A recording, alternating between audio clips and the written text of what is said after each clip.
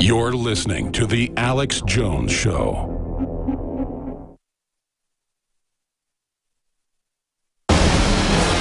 From his Central Texas Command Center, deep behind enemy lines, the information war continues.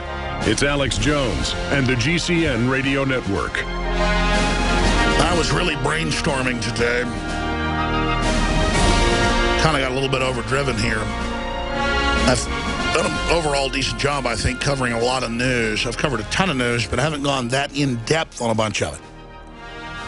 So what I'm going to attempt to do here is not take any calls today because I want to cover all of this information. Then tomorrow on the weekday broadcast, I will. There's a lot of other breaking news I haven't gotten to yet. Even more coming in as we speak. I'll get to all of it when we come back after the break. All the news I haven't covered, the new breaking news. I've covered half the stack so far. Then I'm going to go back into the stack if I have time and drill into a few of the top stories that I just grazed. We're going to hit what's happening in Nepal with the massive earthquake that killed 2,400. We're going to look at the South American huge volcano going off because undoubtedly tectonic and volcanic activity is increasing around the Ring of Fire and in places like Yellowstone as well. And then we're going to look at the economic news that I mentioned earlier. Why is J.P. Morgan accumulating the biggest stockpile of physical silver in history? And then this story. You know, I don't really know if this story's true because there's so many other studies that conflict with it.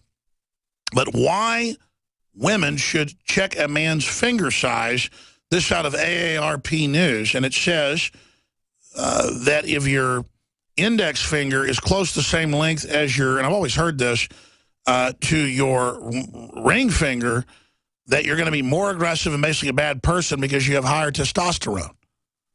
Well, I'm very combative to tyrants and thugs and bullies, and my index is a lot shorter than my ring finger. And according to these indexes, I should just be the biggest sweetie pie in the world. But that doesn't really make sense when you study deeper psychology, that a lot of times really aggressive, dominant men are nice to women, but dominant to men. I just think it's an oversimplification. If I have time, I'm going to break that down coming up today. Plus, I had my blood tested just 6 months ago. I'm 40 years old then. I'm 41 now, and I had good testosterone or high for my age. The problem was it's breaking down into estrogen. So that's a bit toxic. And who doesn't have high cortisols when you're like this? Let's go to part of John Bound's report. It's very, very important. Here it is.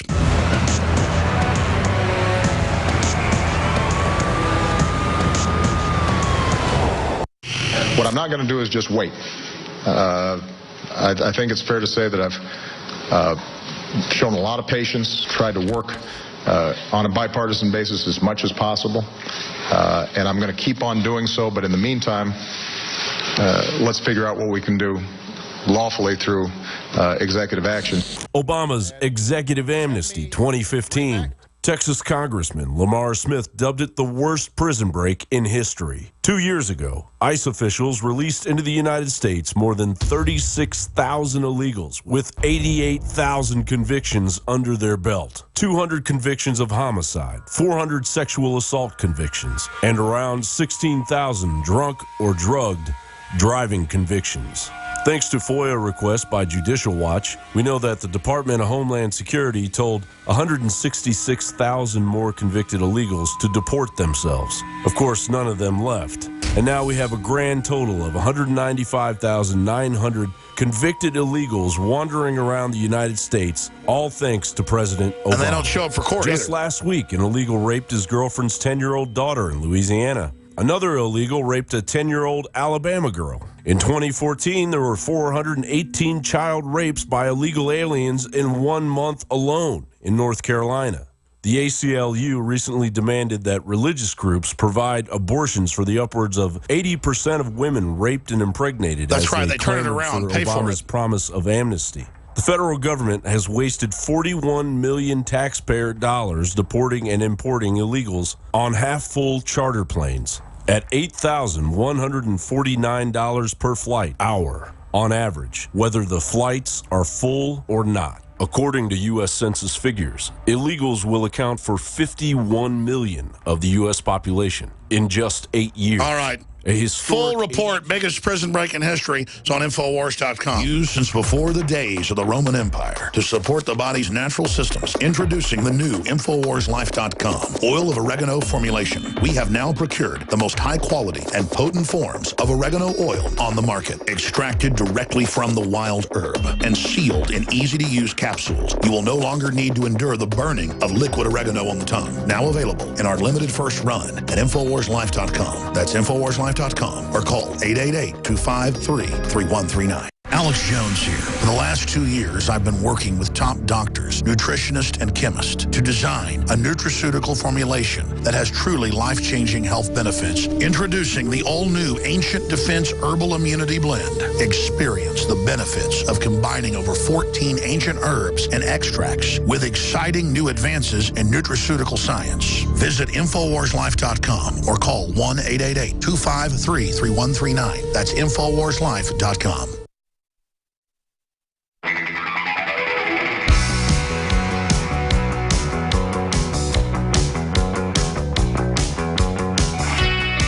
are on the march. The Empire is on the run. Alex Jones and the GCN Radio Network.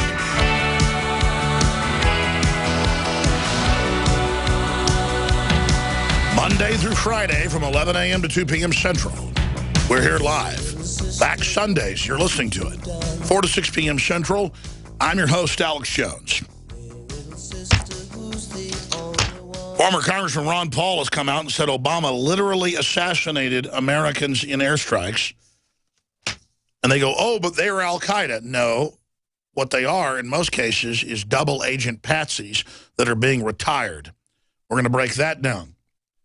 But before I go any further, I want to talk about the tragic earthquake that struck Nepal yesterday.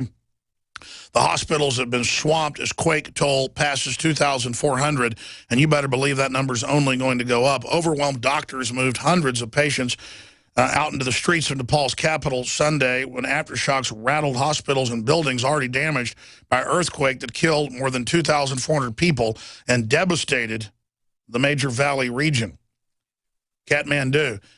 And again, scientists claim the Earth is billions of years old. I'm not debating that.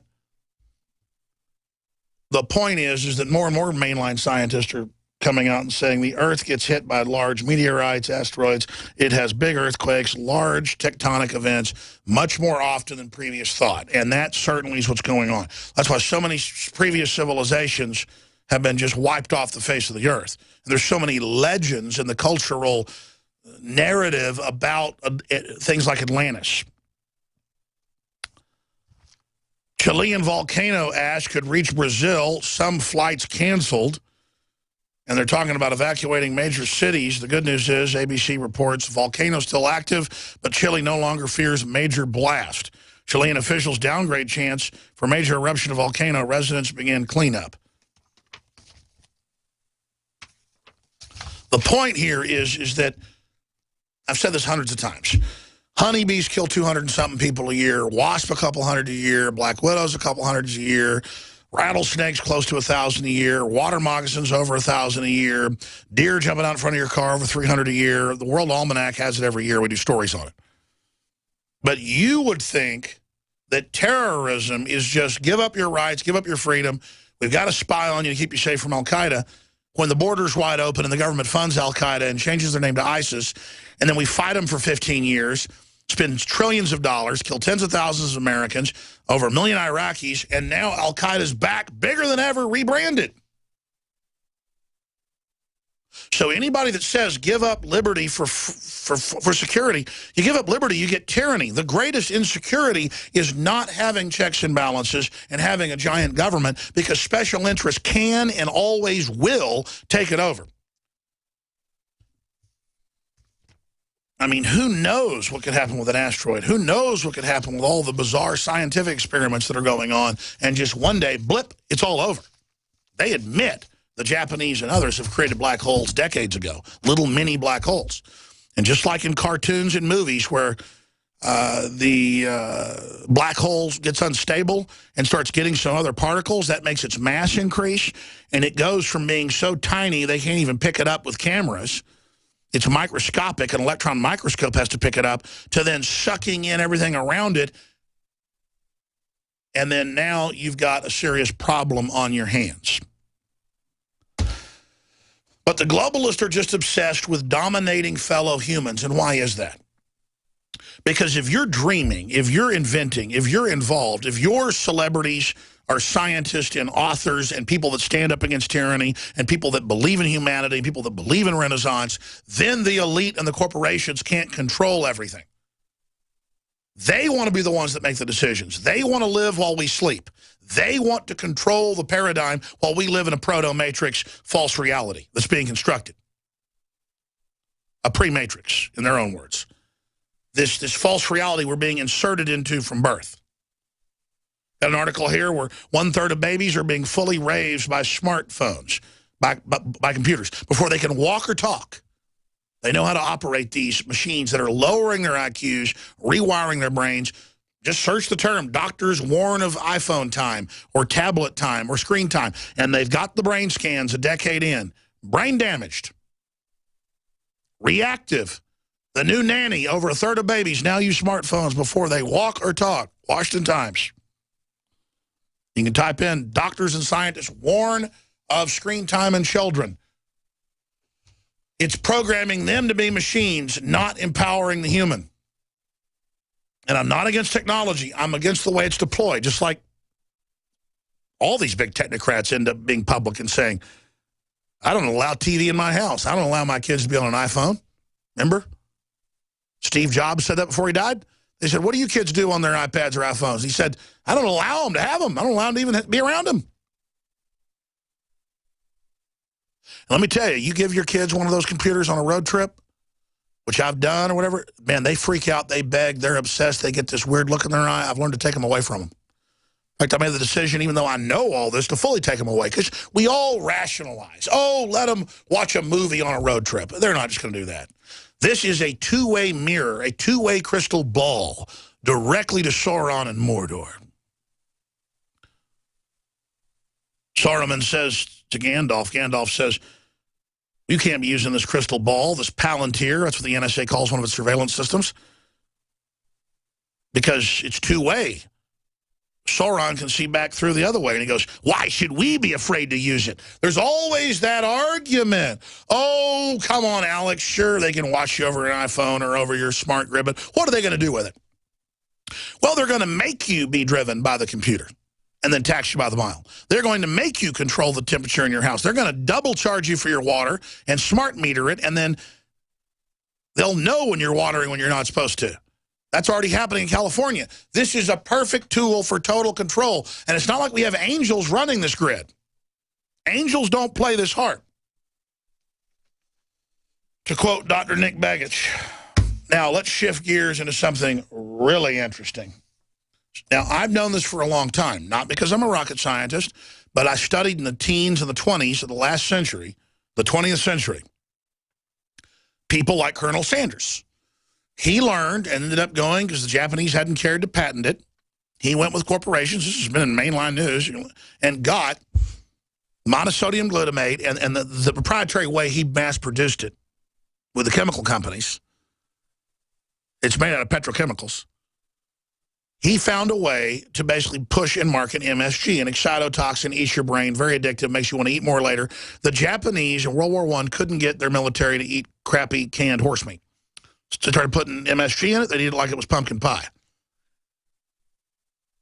And it's an excitotoxin, like Dr. Blaylock, top brain surgeon's been on many times, and others, and have broken this down. He's written major white papers, but there are literally thousands of white papers by others, going back to the 20s, about how toxins are addictive. The main treatment for syphilis, if you go back to England 200 years ago, right through to actually about 100 years ago, by the 1920s or so, they'd phased it out. They would give you arsenic, an extremely dangerous poison, to then kill the syphilis or control its spread. It would also kill your cells. The problem was it was so addictive and acted as an amphetamine that people became what they knew as arsenic heads, has a methamphetamine type effect until you completely go insane. So it's damned if you don't.